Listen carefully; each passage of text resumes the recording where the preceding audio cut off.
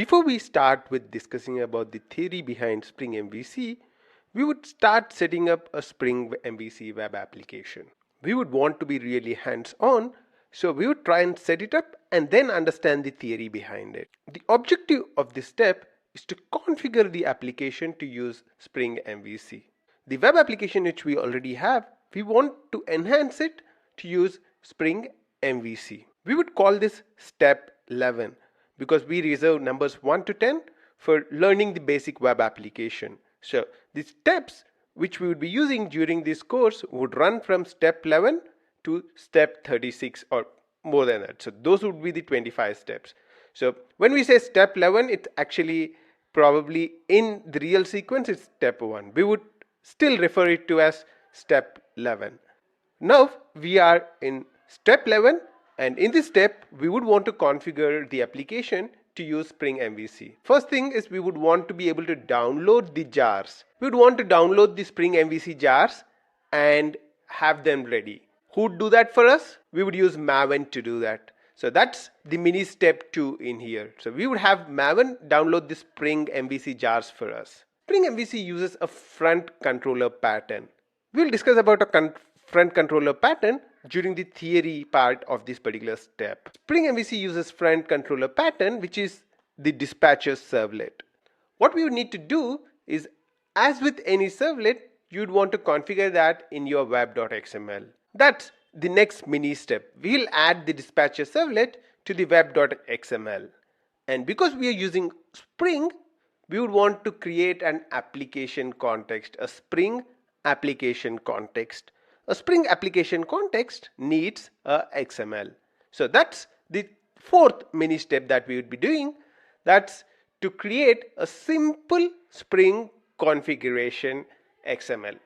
So that's the summary. We would start with adding the jars, add a dispatcher servlet, and then we would add the Spring application context. It's very simple, and let's get started with it mini step by mini step. Before we start with the mini steps, I would want to do a little bit of refactoring. I'm a great believer in keeping the code as clean as possible after each step. And the fact that we have a package named as web app in the source main Java does not make me happy. So what I'll do is I'll start with refactoring it. So I'll say right click, refactor, rename, and I would give the name com.in 28 minutes. This package contains the code for Java EE. So that's JEE servlets. So I'll call it JEE. So com in 28 minutes JEE, and press OK. We can now run this application in Tomcat and test if it's working fine. Right click, run as Maven build Tomcat 7 : run. So it's Tomcat 7 : run, and click run. This would launch up the server. Maven is doing a lot of things in the background. The reason why we use Maven is because Maven makes it very easy to manage dependencies. Maven also builds the var for us, and Maven is also deploying the var in Tomcat. During one of the mini steps in a subsequent step, we would discuss the power of Maven in detail. For now, the important thing for you is running Tomcat 7 : run, and it's launching up the web application. The web application is coming up. The URL to use is printed in here. It's http://localhost 8080. So I can copy it from here, and now you can see that it's completed starting up. So it's ready. Because this is the first time I'm running this application after a long time, it's taking quite some time to start up.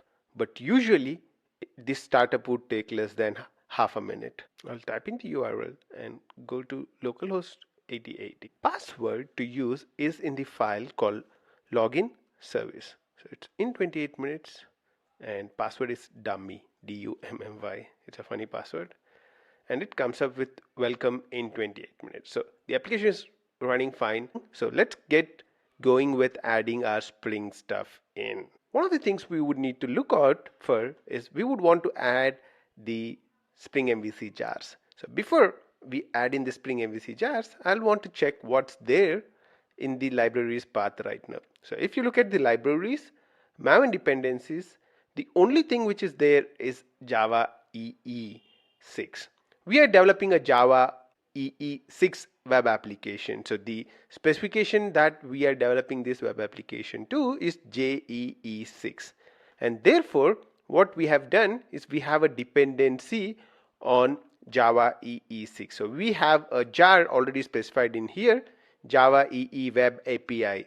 So Java EE Web API defines the JEE, and we are saying 6.0, so JEE6. So JEE6 defines how you should create a servlet, how your JSP should be. All the standards are part of JEE6, and we have a API jar of that already in the dependencies. That's the only dependency that we have right now. That's the only jar that we are using. When we are in a POM and I am talking about a dependency, it's basically a jar file. So that's the only dependency that we are using until now. But now we would want to add a dependency on to Spring MVC, because we want to make use of Spring MVC, so we have to add a dependency on Spring MVC. So you can open up the pom.xml and add in the dependency to Spring MVC. Dependency to Spring MVC is in the useful snippets for step 11. As we discussed, we are in step 11, and if you go in the useful snippets section in the pom.xml, there is a dependency to Spring Web MVC. If you don't want to use these snippets, and if you were doing this for some other jar, you want to find out what's the Maven dependency to use, then all that you need to do is type in Spring MVC dependency or Maven dependency on Google, and one of the first results usually would contain the dependency to the Spring Web MVC. You can see that there is a 4.2.4 release which is there after that, but I would want to use the 4.2.3. So you can go here, copy the dependency from here, and you would be all set. So this is one way you can do that. I made it easier for you by putting a snippet already available. So we are going to use 4.2.2.release actually. So I'll use that. Basically, now you can see what would happen. So in the dependencies right now, you can see Maven dependencies. The only thing which is present is Java EE Web API 6.jar. Now I've added it in. I'm not saved the file yet, so I'll save it now. So I'm saving it. You'd see that Eclipse would do a magic right now. So it would build the workspace, and once the building of the workspace is complete, you'd see that there are a couple of new dependencies that would be added in there. So you would see that now we have a lot of dependencies in here. How do they come in? What we have added in is a dependency on Spring Web MVC. So Spring Web MVC is what we have added in. So this is what we have added in. The other dependencies are called transitive dependencies. Actually, if you want to run any web application using Spring MVC, then you need all the jars which are present in here, because we need Spring MVC, and Spring MVC internally it needs Spring. So it needs all the things which are related to Spring. It makes use of AOP, so it needs this particular jar, and it has logging. It does logging using commons logging, so it needs this jar as well. So we added in the dependency to Spring MVC, and if you press Control and click this, you can open up the pom.xml for Spring MVC as well. And then you can see what are the dependencies for Spring MVC. You would see that there are a lot of dependencies that it has, and some of those are what are downloaded in here. If you are not understanding this fully, that's not a problem at all. So basically what we are doing in here is, instead of going and downloading each of these jars manually, what we made Maven do is to download them all for us. We did that by adding a very simple configuration in the pom.xml. This is called configuration of a dependency, and to configure a dependency we give a group ID, artifact ID, and a version. The version which we are going to use is 4.2.do.release, and the jar which we are making use of is Spring Web MVC. That's basically the Spring MVC main jar. So that's the second mini step done. So we have refactored the package name, we have added the dependency to Spring. The next step is to configure the dispatcher servlet. So basically Spring uses this pattern, Spring MVC uses this pattern called front controller. A front controller is basically something where all the requests, so whenever I come from a browser to a web application, all the requests would first go to this controller. So anything would first go to the dispatcher servlet, and only then the dispatcher servlet would send it to a controller or a JSP or anything else. This pattern is called a front controller pattern. We will discuss a little bit more about the front controller pattern in the theory section. Let's now go to the web.xml. So I'll open up the web.xml. Control Shift R is the shortcut. I'm using Control Shift R and I typed in web.xml. The other way would have been to manually go there. So main web app, web.inf, web.xml. Control M maximizes the whole thing. So now I can see the web.xml. It's a very simple thing. We want to add the dispatcher servlet to this particular web.xml. If you have already worked with servlets, you know that any servlet that you want to use, you should either add it to the dispatcher servlet or you should be using an annotation based approach. Over here, what we'll do is we'll add dispatcher servlet manually to the web.xml.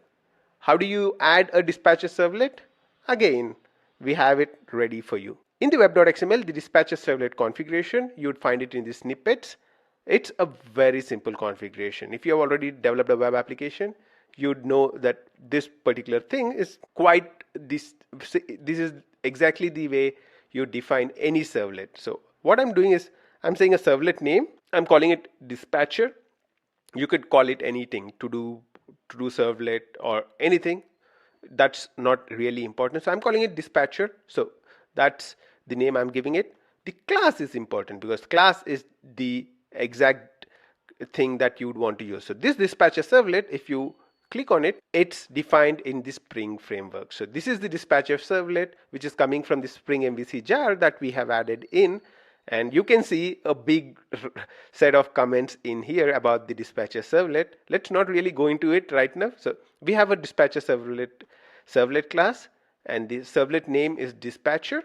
And one of the configurations that dispatcher servlet needs is where is the configuration for the dispatcher servlet? Where is the Spring context configuration?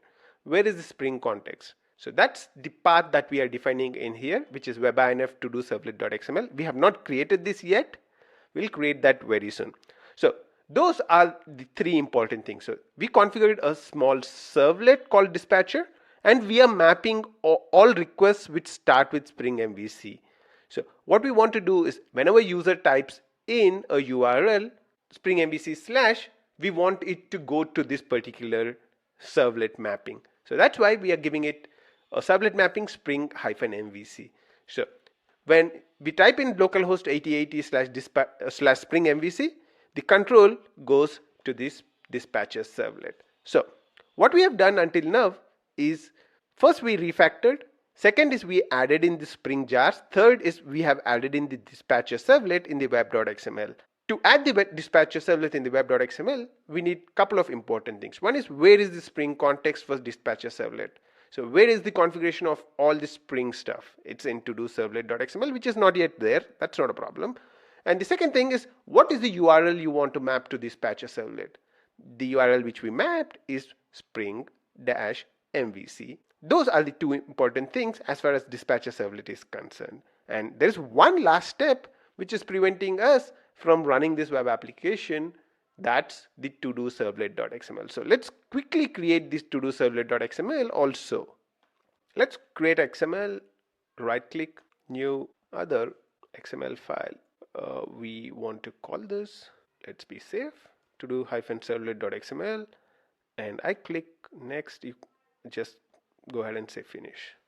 And whatever it comes up with is not really important because we have the complete to-do servlet.xml, a simple example in here. There is the XSD that we adhere to, which is defined by Spring. Other than that, the configuration in the to-do servlet.xml is very, very simple. So what we are doing is something called a component scan. So the component scan we will discuss very soon. And other than that, there's very little in this particular file as well. So now we have followed the 4 mini steps. So what we have done until now is we have renamed the package. That was to make sure that the code is well formatted. We added the Spring jars in, and then we added the dispatcher servlet to web.xml. But we saw that dispatcher servlet needed a configuration of the Spring context XML, and we created a Spring context XML as well. So those are all the things that you would need to be able to run the Spring MVC application. So let's go ahead and see if we are able to bring the server up. What you see is I'm getting an address already in use. That's because I already have the server up and running. So let me kill this fast, and I'll also kill this particular server which was already running, and I'll click this button to put everything out. Yep, and I'll do that again. The way you can do a previous step again is by using this as well. So let's quickly kick it off from here, and you'd see that the Tomcat 7:run, which we did it in a different way earlier, this is another way to do that. So you just need to take this, click this small arrow in here, and you can take the last thing, because that would be the last thing which would have done. So now you'd see that it's starting up. I mean, the Tomcat server is starting up, and you can see the most important part in here is that servlet dispatcher initialization completed in some milliseconds, so about a second time. So this is the Spring MVC servlet that we wanted to start up, and you can see that there are no errors in starting it up. So that's perfect. So what we have now is the Spring MVC framework is up and running in Tomcat. So we used Maven to configure the dependencies for Spring, and we configured the dispatcher servlet and a sample Spring application context. There are a lot of things that we did in this step which probably you would not understand completely. Probably this is the last step where we would be doing things without understanding them completely. Give us some time, and over the course of the next couple of theory classes, we would understand everything about what we have done in this particular step in detail. Until then, bye-bye.